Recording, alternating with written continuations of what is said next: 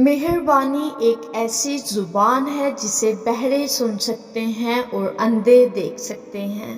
اگر آپ سننا جانتے ہیں تو برا بولنے والوں سے آپ فائدہ اٹھا سکتے ہیں۔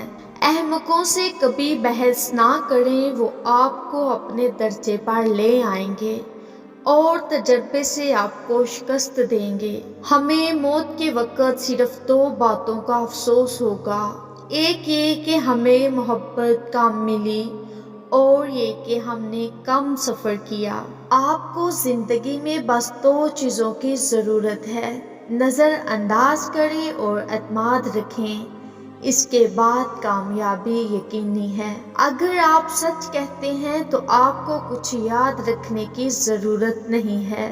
آپ کی زندگی کے سب سے اہم دن وہ دن ہیں جب آپ پیدا ہوئے تھے اور جس دن آپ جانتے ہیں کہ کیوں۔